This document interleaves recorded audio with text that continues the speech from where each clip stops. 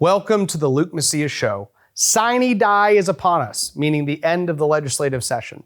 So much has still been left undone, and a special session is guaranteed to occur. We did get a couple key victories across the finish line at the very end, and then Dade Phelan decided to set a very dangerous precedent with the impeachment of Ken Paxton. And we're going to talk about that, as well as policy victories and things that are left undone that are likely to be debated in a special session.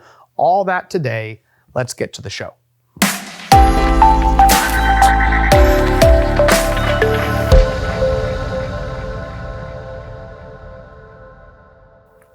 So let's start on a positive note. I talked to you about Senate Bill 17 a couple weeks ago. This is the DEI bill that passed the Senate. Very strong ban on DEI hiring practices, policies at our university level. It also gets rid of the DEI offices. These are hundreds of full-time employees whose job it is to literally spread more Marxism throughout our universities.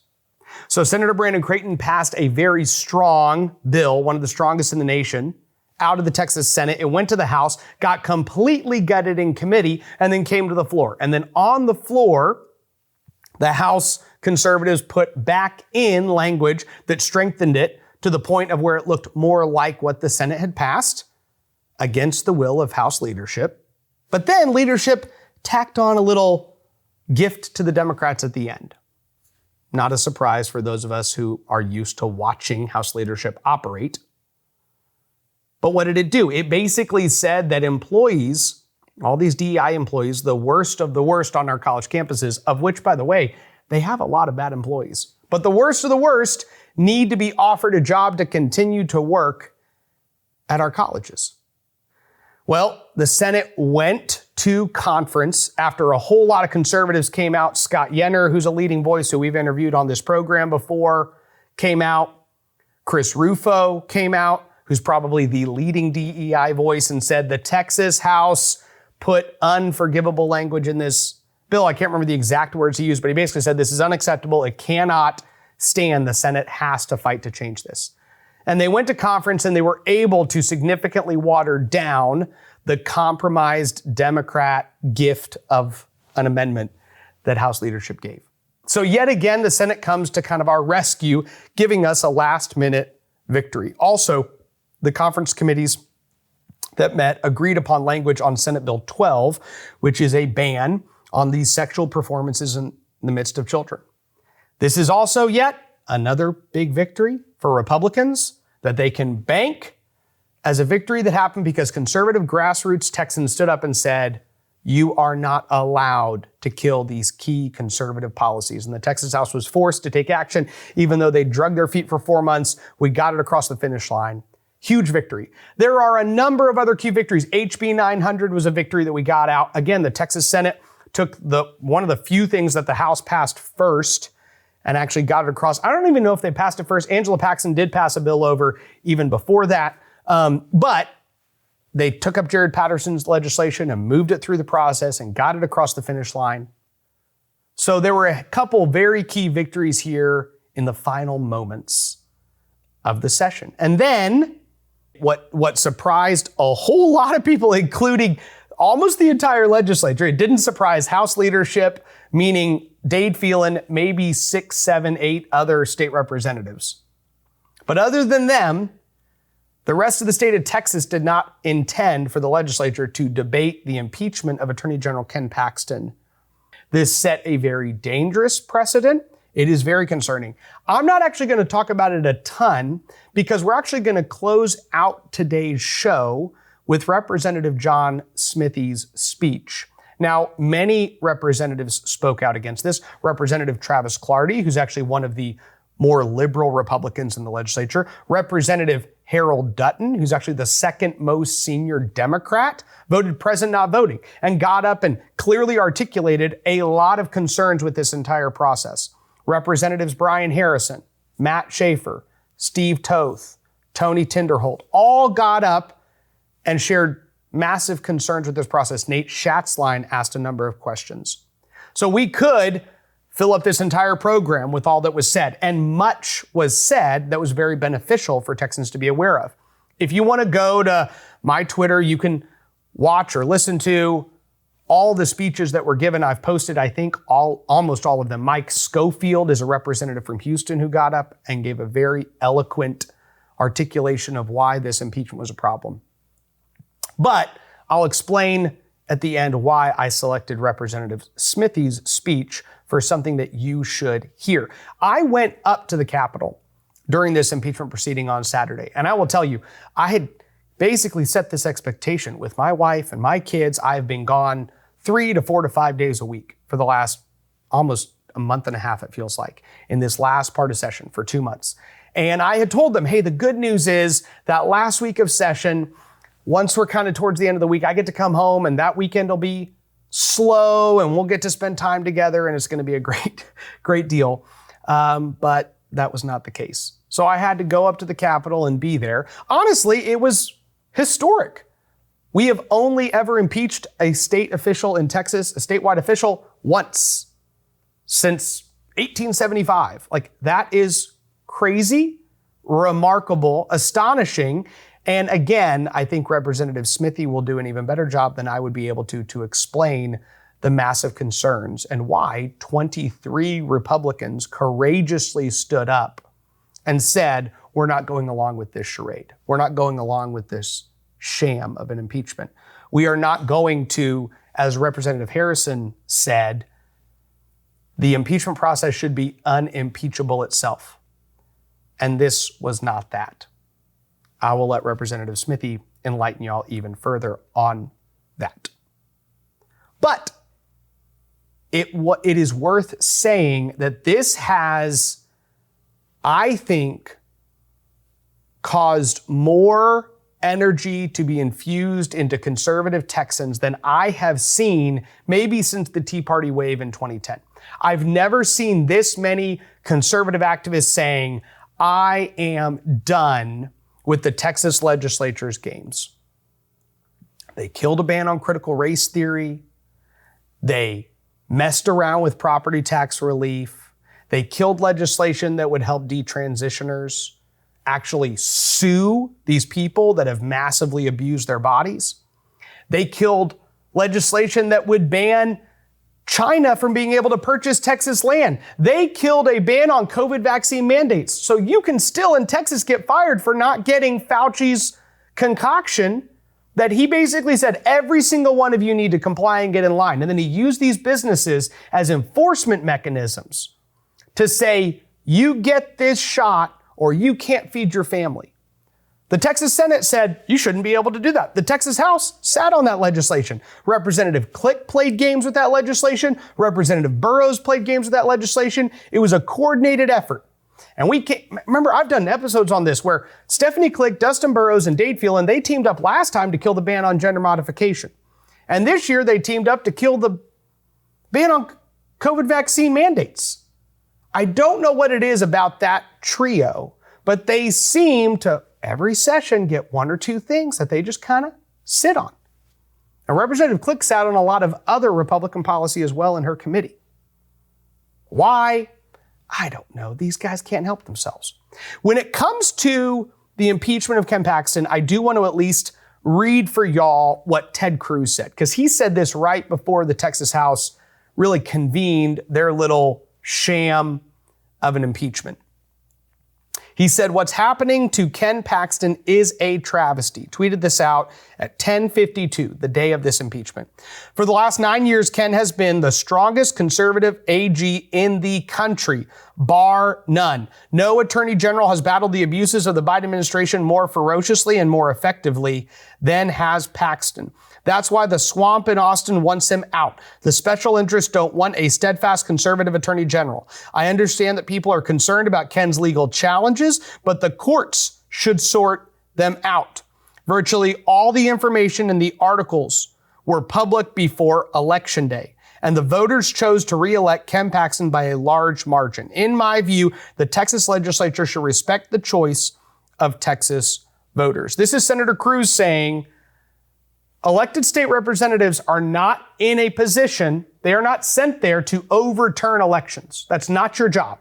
Your job is not to overturn elections if the people choose someone who's not aligned with your agenda, with your values, who's too conservative for your legislative body. But House leadership, when they want something, they flex. Dade Phelan only cast a handful of votes this session. What happens with the speaker is he just sits there and lets the vote take place. But less than half a dozen times he says, show the speaker voting aye. And they're powerful words in that chamber. It is a signal to the entire legislative body. If you vote wrong on this, I could come for you. If you vote wrong on this, I will remember when we get to next session and I'm handing out committee assignments. If you vote wrong on this, maybe don't expect my support for your reelection campaign. That's what show the speaker voting aye means. And on this debate, even when some more liberal Republicans, long-serving Republicans, conservative Republicans, even one of the most senior Democrats in the legislature stand up, the speaker knew, I have to flex right now to keep as many Republicans voting with me as possible. More Democrats voted to impeach Ken Paxton than Republicans. That tells you something.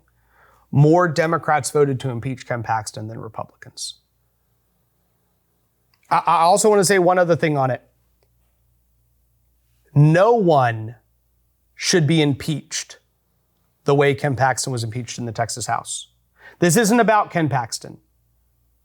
No one should be impeached the way Ken Paxton was impeached in the Texas House. No district judge, no state representative, no state senator, no statewide elected official. If Beto O'Rourke was governor of Texas, he should not be impeached the way Ken Paxton was impeached. John Smithy will bring some of this more to light, why I think that. But I'm just telling you guys, in case you're wondering, this isn't about just the person. Now, I can say that Ken Paxton is one of the most conservative attorney generals in the country. But this is about the reality that what was done in the Texas House should insult every single Texan. And then the question is, if the whole thing stinks and should insult any Texan who actually believes in the rule of law and a deliberative process and body, who should be most offended? And I'll tell you, conservatives, because it's actually an assault and an attack on you. They can't stand the fact that conservatives actually have statewide lawmakers that are responsive to them. And any of them that are, Dan Patrick, Ken Paxton, Sid Miller, John Devine. John Devine is the most conservative Supreme Court justice that we have in this state. And he is going to have a primary. Why? Because the moderate establishment legal wing of the party doesn't like the fact that John Devine is consistently the most conservative justice on the court. Why was Sid Miller primaried in his last primary? And why did Texans for Lawsuit Reform and a bunch of other moderate groups all fund his opponent and other moderate donors? Because they can't stand that conservatives have a statewide elected official in Sid Miller who's actually responsive to the grassroots. Why are they coming after Ken Paxton? Why do they belittle Dan Patrick so much? Because it's actually an attack on each and every one of us. So the two things to remember is, one, no one should be impeached the way Ken Paxton was impeached. Not the most liberal Democrat in the Texas legislature, period. And two, if the whole state of Texas should honestly be quite insulted and concerned by how this was done, the people who should be most concerned, most insulted, should be those who are among the actual conservatives in the Republican Party of Texas.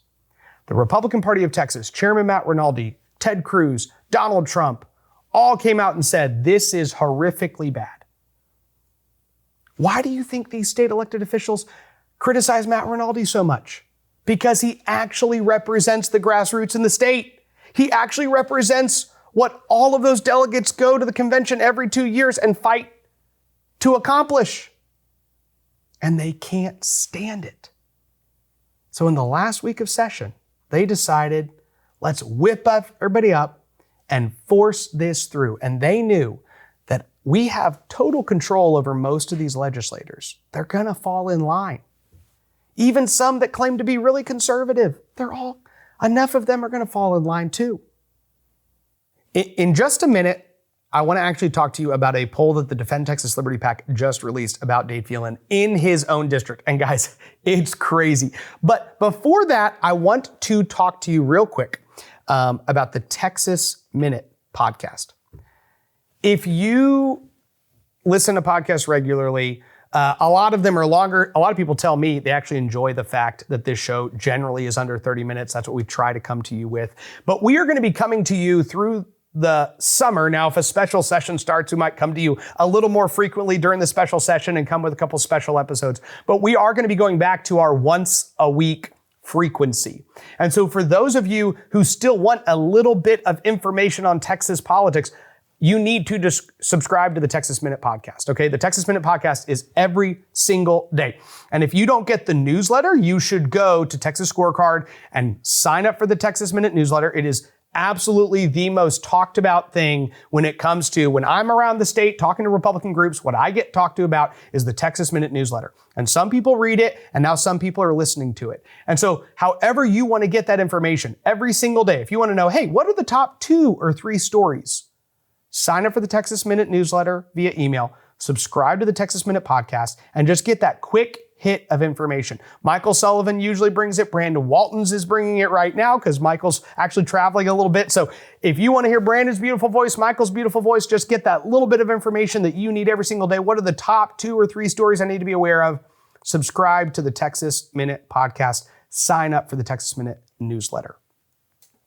So the Defend Texas Liberty PAC did a poll, and I help run the Defend Texas Liberty PAC with Jonathan Stickland, who's a former legislator, one of the most conservative legislators in Texas history. And so he runs the Defend Texas Liberty PAC, and I help run it with him. And we did an interesting project and just released a poll in Dade Phelan's district. And I want to talk to you about what the numbers show. I have never seen this done in a speaker's district, honestly, in any lawmaker's district. But we actually went in January and polled Speaker Phelan's district, and then came in May and polled this district asking the same questions. We wanted to know scientifically, what does the legislative session do to a speaker? Now, we anticipated at the time, as a PAC, that Dade Phelan would more than likely probably team up with Democrats and do some things that weren't so good. So the question was, if he does do that, what do voters think? And if he actually decides to be a strong Republican and fight for conservative values, what does that do to him as well? People saw that with Speaker McCarthy. When Kevin McCarthy actually started pushing back and being more conservative, you saw his popularity climb every single month. He's way more popular than even Joe Biden. People have given him more credit on some of these debt ceiling issues and negotiations. Now, the sad thing is, and I think what you're going to see, is that since Speaker McCarthy is now looking at cutting a bad deal, basically falling back into the Mitch McConnell, Paul Ryan, John Boehner broken methodology of former Republican leaders, McCarthy is likely to start declining within general, Republican opinion of him. But he has been climbing for the last 6 months because he's been consistently pushing more conservative things. So the idea was, going in January, going in May, let's see what the legislative session does to Speaker Phelan. So in January, when we looked at Speaker Phelan's district, and you can see this on Texas Scorecard, they actually released this story first. But Texas Scorecard released the story. You can literally read the January poll, read the May poll. What does it say? In January, 60% of Dade Phelan's constituents, his Republican voters, his Republican constituents, 60% of them said they had a favorable opinion of him. Okay? That's actually pretty good. That basically, I would say, makes you a pretty popular incumbent Republican official. Okay?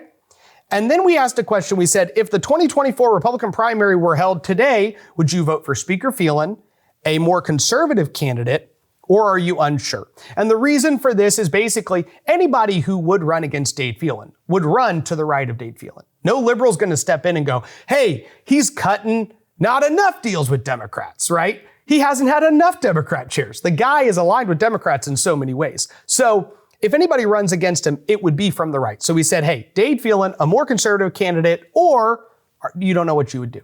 40% of voters said they'd vote for Dade Phelan. That's basically a hard reelect number. Even if there's somebody to his right, I'm with this guy. 34% at the time in January said, hey, I'd vote for a more conservative candidate. The rest said they didn't know. So again, 6 out of 10 voters like the guy. 4 out of 10 voters say, I'm with him, ride or die. I'm sticking with Dade. So that kind of tells you, again, I wouldn't say that is the strongest number for the speaker, even at the start of session. He didn't really start with a ton of wiggle room as far as a hard reelect goes, but that's where he was at. So then the question is, where did things go from January to May? So literally, this poll was conducted in the final week of the legislative session. And it says that today, the same demographic, Republican primary voters in Dade Phelan's district, what do you think of Dade? He went from 60% of them saying we have a favorable opinion of him to only 35% of voters saying they have a favorable opinion of the sitting Speaker of the House, who's also their state representative. That is really bad, okay? That is really bad. At the time when we polled it in January, only 10% of voters had an unfavorable, 4% very unfavorable, 6% somewhat unfavorable. So 1 in 10 are like, we don't like Dade. That's in January. Today, that number is 29%. 29%, almost 30% are like, yeah, we don't even like this guy. Almost as many people say we don't like our current state rep as say they like him. And then you say, hey, if the election were held today, who would you vote for? Dade Phelan, a more conservative candidate, or you're unsure? 24%, Dade Phelan. 48%, double that number, a more conservative candidate. And 29% unsure. That is crazy. And that is credited to all of the conservatives that are constantly talking to Texans, telling them what's going on. If conservative organizations didn't exist that were willing to boldly talk to actual Texas voters, then this wouldn't happen. If the Texas Family Project wasn't willing to actually go into Dade Phelan's district and buy television ads and text messages and all this stuff to go tell his voters, hey, he's holding up all this pro-family legislation, then people wouldn't even know what was happening. These incumbents for far too long have been able to get away with just going into session, cutting all these deals, doing all this bad stuff, and then going back to the voters and telling them the 3 or 4 best things they did and keeping them all asleep. That's not working anymore. Thank God. This is why we should be encouraged. So I know I'm gonna end the show with this speech of Representative Smithy, but I want you to also be encouraged that if you've joined up with one of these great conservative groups, Texans for Strong Borders, Texans for Vaccine Choice, Texas Family Project, Texans for Fiscal Response, all these organizations, Texans for Fiscal Responsibility is doing stuff on the budget and property tax relief. If you're teaming up with organizations and helping grow what's happening, the True Texas Project, if you've joined one of those or one of these other conservative organizations in your backyard, if you're a precinct chairman that's actually now serving and using the Republican Party of Texas as a mechanism to push these issues, if you're supporting the Republican Party of Texas and Matt Rinaldi and what they're doing, know that everything that everyone is together working and pushing is having an effect. And it's actually getting down to the normal Republican. But if we stop, it will stop. The momentum will stop. And here's what you need to know. Dade Phelan is going to go home to his district and drop $1 million in the next 3 or 4 months. He's going to spend so much money telling them, no, I swear, I did all this conservative stuff, and we'll all watch it happen. And if we see it, I'll come to you and tell you what's going on. But this is what all of them are going to go do. And they're going to raise all this money from their Austin lobbyists. This is why they killed taxpayer-funded lobbying. They needed all that money to continue to flow into their campaign accounts so that they can continue to lie to as many voters as possible. But voters are waking up way more than they've ever woken up before. Very encouraging. So in closing, we are going to go to a speech by Representative John Smithy, and I am going to encourage you to listen to the entire thing. It's 19 minutes long. I'm just telling you, it's 19 minutes long. John Smithy is the second longest serving Republican member of the Texas House. At the end of this term, he will have been in the legislature for 40 years. We haven't talked to you about John Smithy before on the show. I don't know if his name has ever come up on this show. That's not because he's a bad person. It's because, having been there for so long, he is very slow to engage openly, actively, and publicly on battles. He's a longtime operator of the Capitol. He serves on the State Affairs Committee. His seniority basically gives him the ability to get on whatever committee he wants to be on, except for like calendars, which is just reserved for speaker lackeys. But John Smithee got up and laid out not only why the Ken Paxton impeachment is so concerning, but he laid it out from the perspective of somebody who actually cares about what the Texas House is as an institution. He's not just trying to win a political battle for one person or one side. He actually cares. He's been there for 4 decades, serving the Texas House, serving his constituents in the Texas House. He knows what the institution has looked like and what it looks like today. And what he shares, I think, is a very helpful and informative perspective. I think you will hear the type of speeches that would benefit us more if they were given on the House floor. Speeches that seem to be given from a perspective that cares far more about just the issue before us, but all of the implications of not only what this will do, but what will it do 10 years and 20 and 30 and 40 years from now? A perspective of a conservative who's trying to conserve something. So with that, let's go to this speech. Chair recognizes Mr. Smithee. Thank you, Mr. Speaker and members. And I assure you, I'm not going to take 30 minutes. But let me tell you, first of all, I'm not here today to tell you that General Paxton should not be impeached. That's not why I'm here. Bottom line is, I don't know whether he should or not because I don't have the evidence before me to make that determination.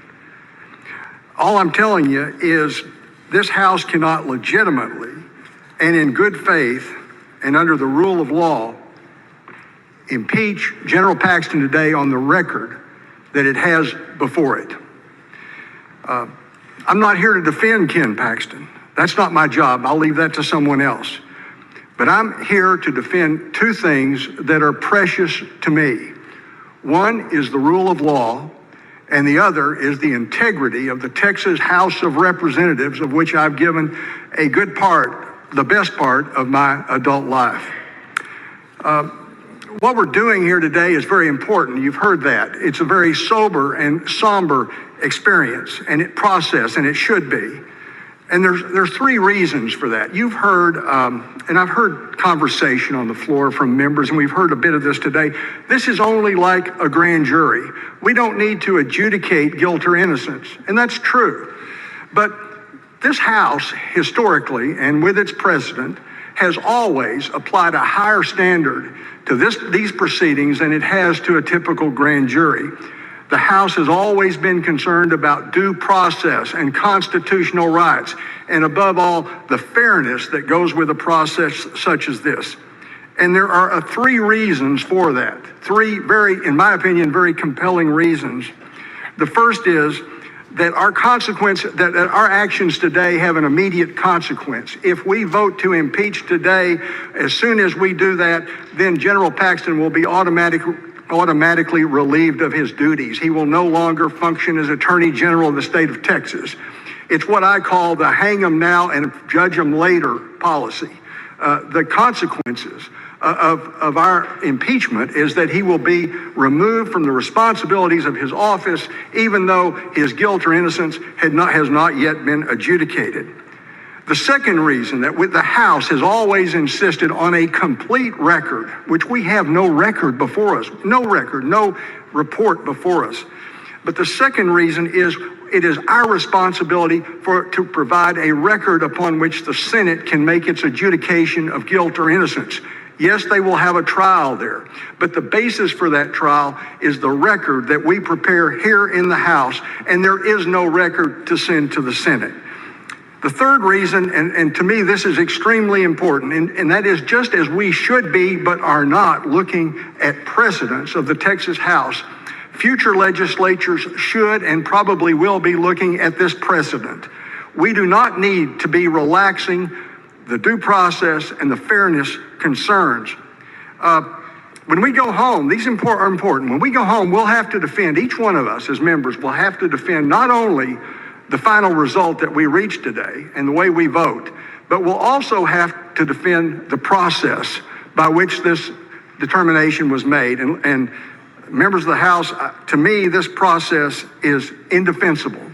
It's absolutely indefensible. Not to be critical of anyone, but when you look at the precedent precedent is so important. I recently argued a case in the Supreme Court of Texas, and our argument was that precedent matters. And as the court pointed out in both its majority and concurring opinions, it said that precedent is important for two reasons. One is because of predictability, and the other is stability. Stability and predictability. That's important in the law, and it's important in House and Senate procedure. Now, as we approach this today, we basically have two prior impeachment proceedings and one that began as an impeachment proceeding, actually two that began, that are instructive for us. The first one has been mentioned. It's the 1917 impeachment of Governor Ferguson. And in that, there are several things that are very instructive historically that occurred in that particular impeachment. First, the House has always adopted rules in advance and they have always authorized the investigation into the public official. That way it is done out in public. It is done with the antiseptic of sunlight. This was not done that way, but rules are adopted in advance. We received the small rules that we have less than a few hours ago. The rules were made up as we went in this process, and that's not the way it should be. One of the things that the rules have always required, since 1917, again in 1929 in the aborted Robinson Land Commissioner impeachment, and again in 1975 in the Carrillo impeachment, one thing that the legislature has always insisted on is that the proceedings be done in public, that the public have access, the public have knowledge.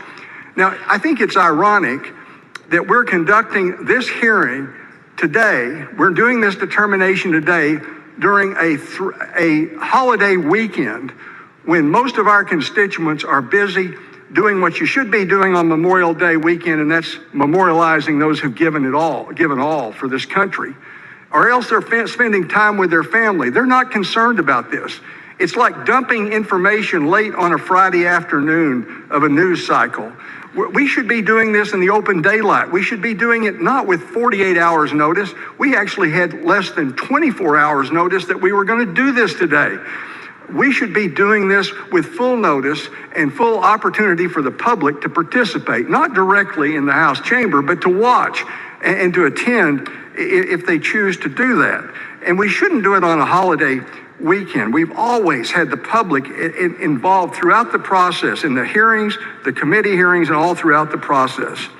Another thing that they did in 1917 that they've done continuously since then, they have always said that the accused, in this case General Paxton, had the right to be represented by counsel during the proceedings.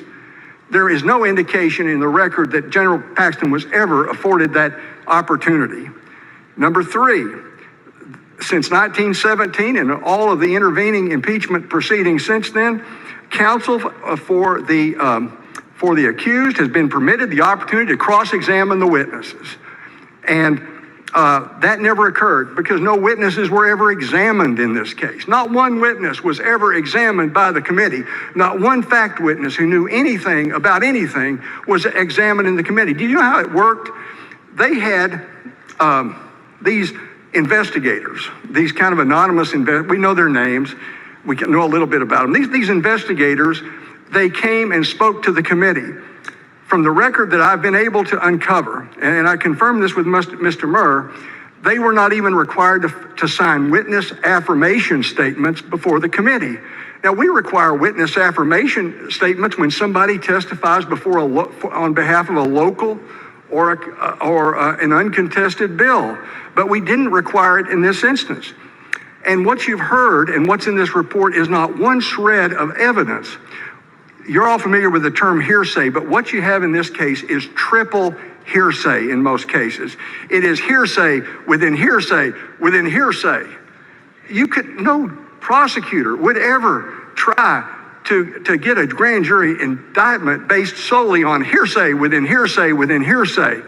No jury would ever convict. No civil jury could ever award judgment or enter a verdict based on the evidence that's before this House today. And so that's another thing.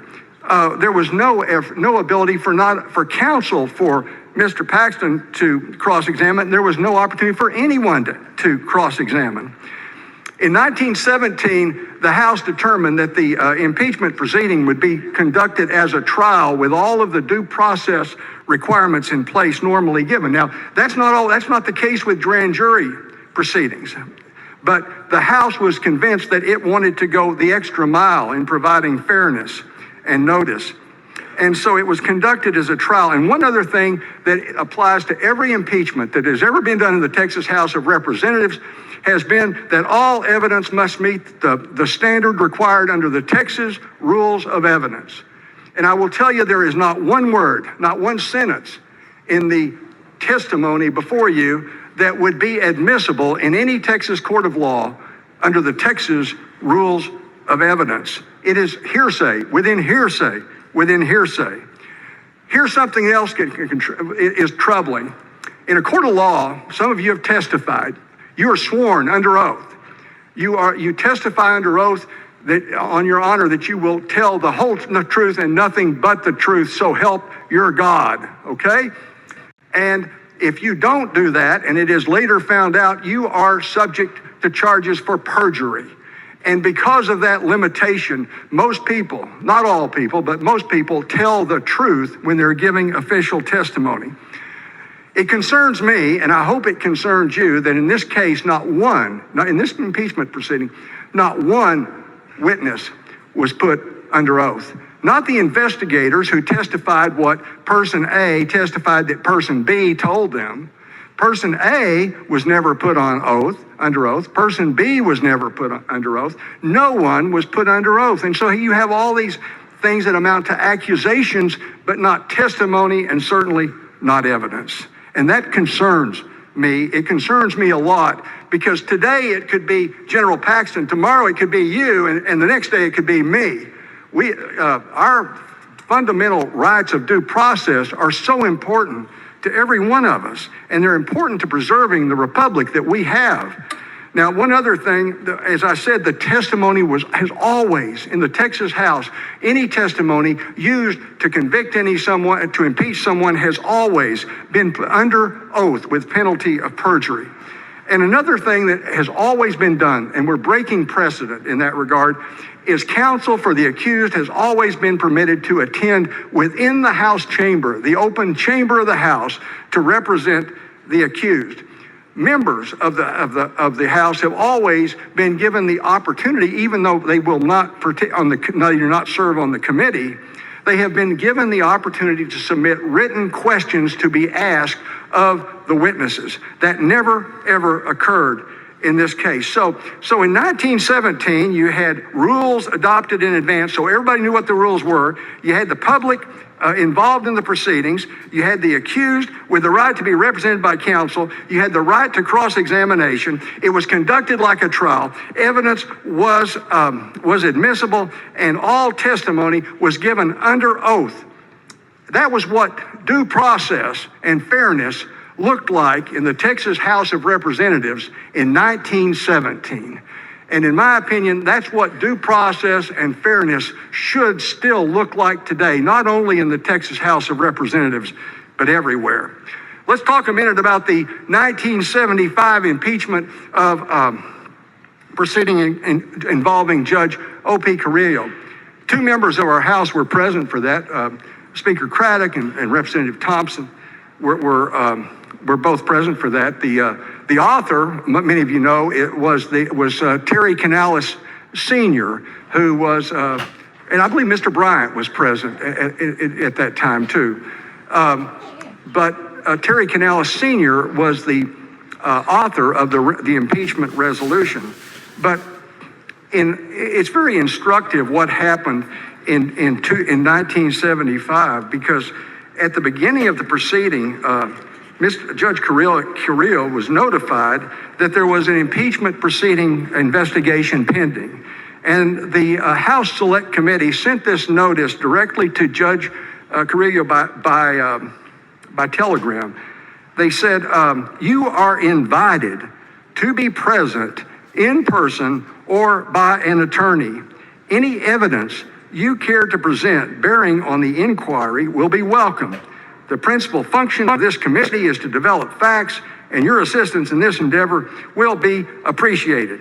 And so the accused was told, if you've got any evidence, anything you want us to know, anything you want us that might be used to exculpate your guilt in this case, we want to see it, because we want to be fair and we want due process. And so that's what fairness, that's what due process looked like in the Texas House in 1975, and that's the way it should still look. We've learned from the record and from talking to some of the committee members that General Paxton was never notified of these proceedings. He was never invited, much less allowed, to provide any material, any evidence, or any testimony that might in any way be exculpatory toward his guilt. That is not fairness. That is not due process. That is not the way that things should be done. A couple of other words about the Carrillo impeachment proceeding. Members then were allowed to submit questions. All members were involved, were allowed to submit questions to all of the witnesses. They actually had witnesses in that case. There were 32 witnesses, as a matter of fact. All witnesses who testified were testifying based on personal knowledge, not one in this case based on personal knowledge. And they testified under oath for approximately 70 hours of testimony before the House committee that considered impeachment in that situation. They accumulated 15 volumes of testimony. They had 170 documents in evidence. What we have is we don't have a report. We've always had a report. There's no report.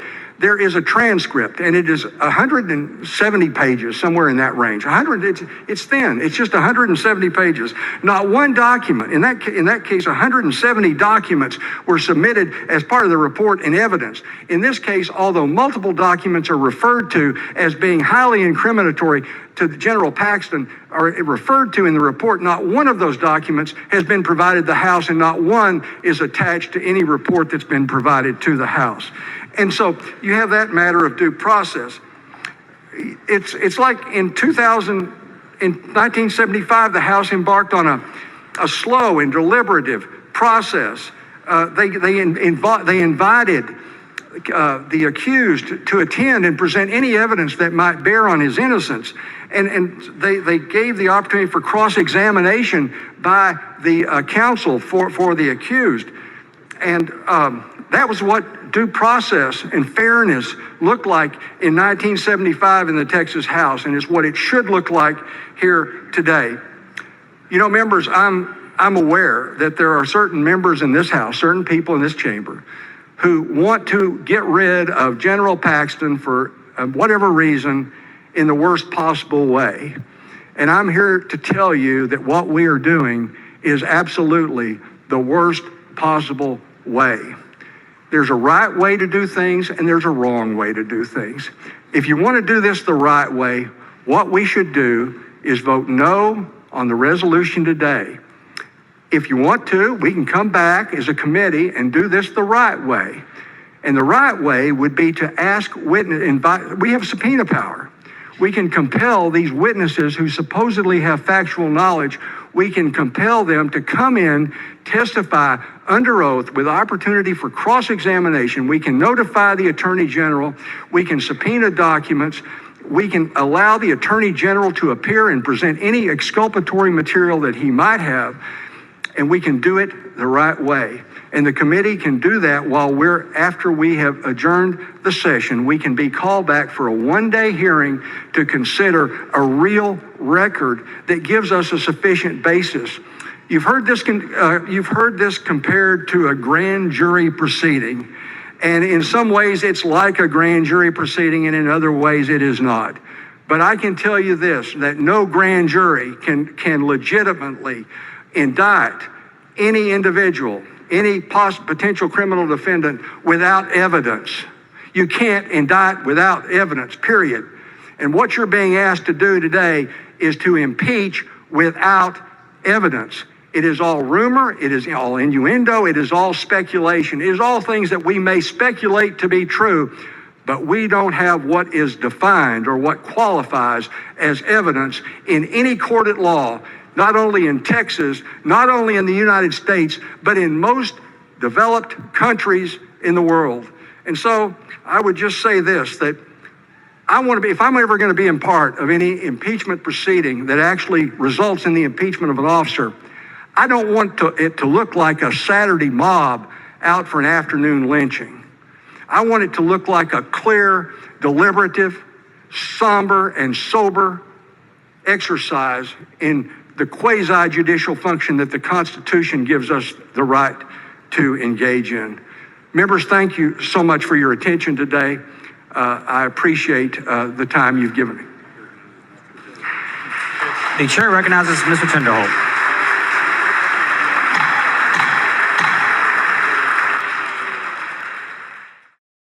Do you want to get your news from people who share your values? Texas Scorecard, real news for real Texans.